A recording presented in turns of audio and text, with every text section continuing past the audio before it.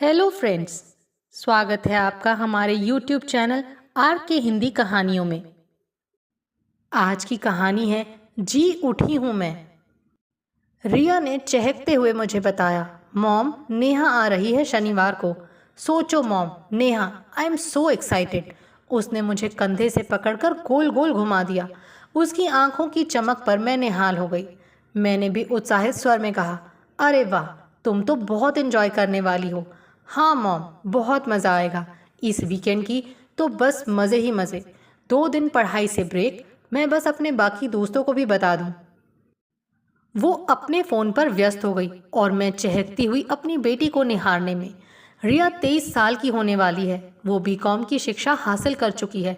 आजकल वो CA final की परीक्षा के लिए घर पर है। नेहा भी सीए ही कर रही है। वो दिल्ली में रहती है। 2 साल पहले ही उसके पापा का ट्रांसफ़र मुंबई से दिल्ली हुआ है। उसकी मम्मी मेरी दोस्त है। नेहा यहाँ हमारे घर ही रुकेगी, ये तो स्पष्ट है। अब इस ग्रुप के पांचों बच्चे अमोल, सुयोग, रीना, रिया और नेहा भरपूर मस्ती करने वाले हैं। ये ग्रुप 5वीं कक्षा से साथ पढ़ा है। बहुत मजबूत है इनकी दोस्ती। बड़े होने पर कॉलेज चाहे बदल गए हों, पर इनकी दोस्ती समय के साथ साथ बढ़ती गई। अब मैं फिर हमेशा की तरह इन बच्चों की जीवन शैली का निरीक्षण करती रहूंगी। कितनी सरलता और सहजता से जीते हैं ये। बच्चों को हमारे यहाँ ही इकट्ठा होना था। सब आ गए। घर में तो रौनक आ गई। नेहा तो हमेशा की तरह गले लग गई मेरे। अमोल और सुयोग शुरू से थोड़ा शर्माते हैं। वो हेलो आंटी बोलकर चुपचाप बैठ गए। तीनों लड़कियां घर में रंग बिरंगी तितलियों की तरह इधर उधर घूमती रहीं। अमित ऑफिस से आए तो सब ने उनसे थोड़ी बहुत बातें की। फिर सब रिया के कमरे में चले गए। अमित से बच्चे एक दूरी सी रखते हैं। अमित पहली नज़र में धीर गंभीर व्यक्ति ही दिखते हैं, लेकिन मैं ही जानती हूँ कि वे स्वभाव और व्यवहार से बच्चों से घुलना मिलना पसंद करते हैं। लेकिन जैसा कि रिया कहती है, पापा मेरे फ्रेंड्स कहते हैं कि आप बहुत सीरियस दिखते हैं और मम्मी बहुत कूल। हम दोनों इस बात पर हंस देते हैं। तन्मय आया तो वो भी सबसे मिलकर खेलने चला गया। नेहा ने बड़े आराम से आकर मुझसे कहा, हम सब डिनर बाहर ही करेंगे आंटी। अरे नहीं, घर पर ही बनाऊंगी तुम लोगों की पसंद का खाना। नहीं आंटी, बेकार में आपका काम बढ़ेगा और आपको तो पता ही है कि हम लोग चाइना बिस्ट्रो जाने का बहाना ढूंढते रहते हैं।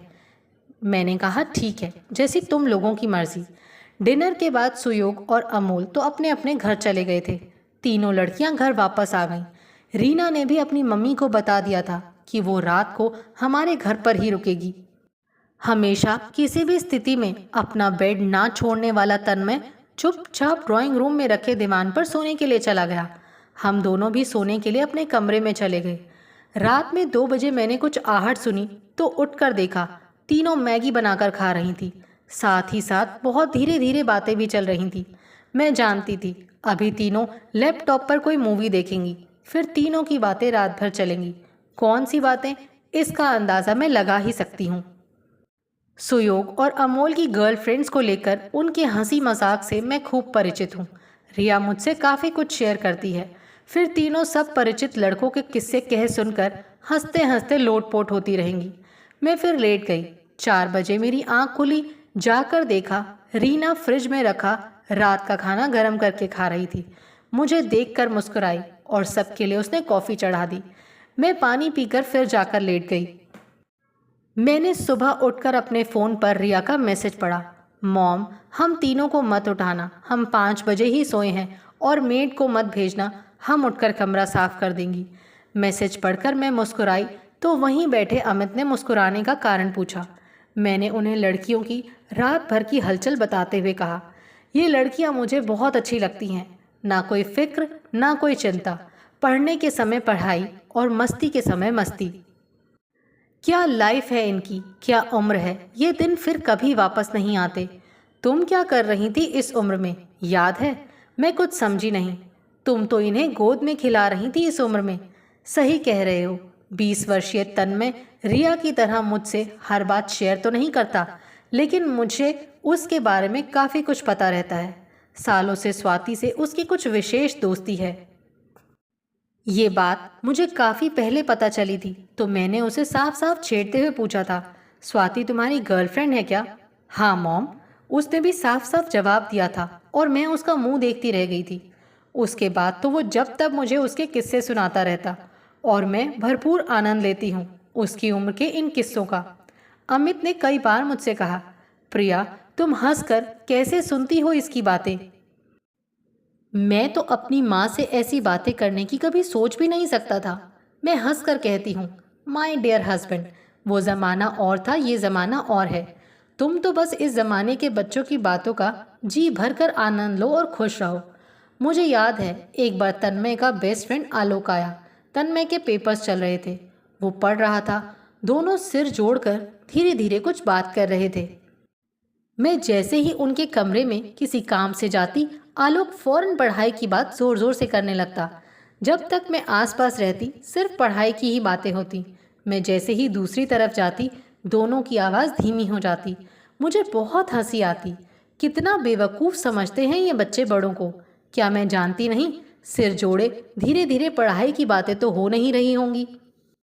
तन्मय फुटबॉल खेलता है। पिछली जुलाई में वो एक दिन खेलने गया हुआ था। अचानक उसके दोस्त का फोन आया, आंटी तन्मय को चोट लग गई है, हम उसे हॉस्पिटल ले आए हैं, आप परेशान मत होना, बस आप आ जाओ। अमित टूर पर थे रिया ऑफिस में। उसकी सीए की आर्टिकलशिप चल रही थी। मैं अकेली ऑटो से हॉस्पिटल पहुंची। बाहर ही 15-20 लड़के खड़े मेरा इंतज़ार कर रहे थे। बहुत तेज़ बारिश में, बिना छाते के, बिल्कुल भीगे हुए। एक लड़के ने मेरे पूछने पर बताया, आंटी उसका माथा फट गया है, डॉक्टर टाँके लगा रहे हैं। मेरे तो हाथ पैर फूल गए। मैं अंदर दौड़ पड़ी। कमरे तक लड़कों की लंबी लाइन थी। इतनी देर में पता नहीं उसके कितने दोस्त इकट्ठा हो गए थे। तन्मय ऑपरेशन थिएटर से बाहर निकला, सिर पर पट्टी बंधी थी।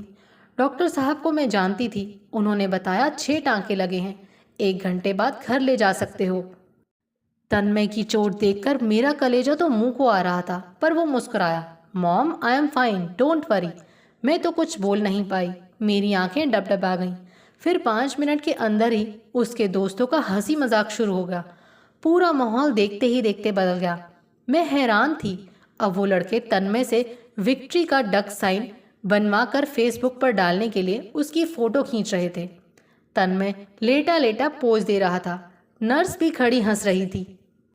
तन्मय के एक दोस्त ने कहा, विकास मेरा क्लोजअप खींचना, डैड टूर पर हैं, उन्हें व्हाट्सएप पर भेज देता हूँ। देखते ही देखते ये काम भी हो गया। अमित ने से उसने बेड पर बैठे बैठे ही फ़ोन पर भी बात कर ली। मैं हैरान थी, किस मिट्टी के बने हैं ये बच्चे, इन्हें कहाँ कोई बात देर तक परेशान कर सकती है। रिया को बताया तो वो भी ऑफिस से निकल पड़ी। रात 9 बजे तन्मय के एक दोस्त का भाई अपनी कार से हम दोनों को घर छोड़ गया था।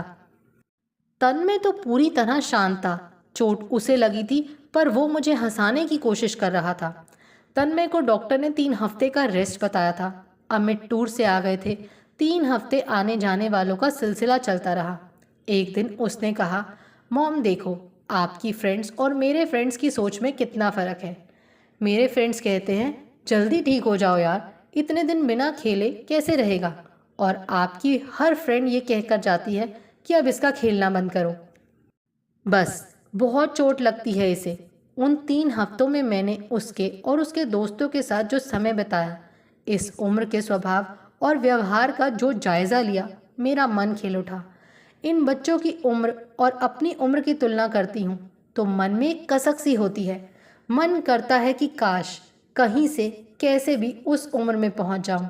इन बच्चों के बेवजह हंसने की, खिलखिलाने की, छोटी छोटी बातों पर खुश होने की, अपने दर्द तकलीफ को भूल दोस्तों के साथ ठहाके लगाने की, खाने की छोटी से छोटी मनपसंद चीज़ देखकर चहकने की प्रवृत्ति को देखकर सोचती हूँ, मैं ऐसी क्यों नहीं थी।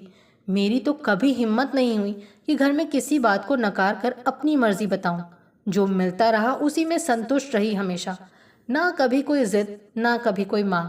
13 साल की उम्र में पिता को खोकर मम्मी और भैया के सख्त अनुशासन में रही। अंधेरा होने से पहले भैया का घर लौटने का सख्त निर्देश। ज़्यादा हंसने बोलने पर मम्मी की घूरती कठोर आंखें। मुझे याद ही नहीं आता कि मैं जीवन में कभी 6 बजे के बाद उठी हूँ, विशेषकर विवाह से पहले। और यहाँ मेरे बच्चे जब मैसेज डालते हैं उठाना मत, तो मुझे कभी गुस्सा नहीं आता, मुझे अच्छा लगता है। मेरे बच्चे आराम से अपने मन की बात पूरी कर सकते हैं। मेरी प्लेट में तो जो भी कुछ आया मैंने हमेशा बिना शिकायत के खाया है।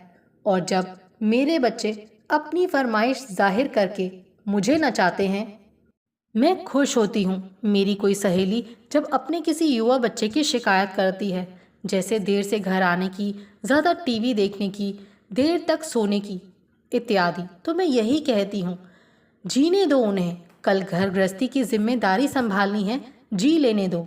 मुझे लगता है मैं तो बहुत सी बातों में हमेशा मन मारकर अब तक जीती आई थी, पर इन बच्चों को निश्चिंत खुश अपनी इच्छा पूरी करने के लिए बात मनवाते देखकर सच कहती हूँ, जी उठी हूँ मैं। आपको हमारी ये कहानी कैसी लगी, प्लीज़ कमेंट करके ज़रूर बताइए। अगर आप इस चैनल पर नए हैं तो इसे सब्सक्राइब करें और शेयर करें। Thank you.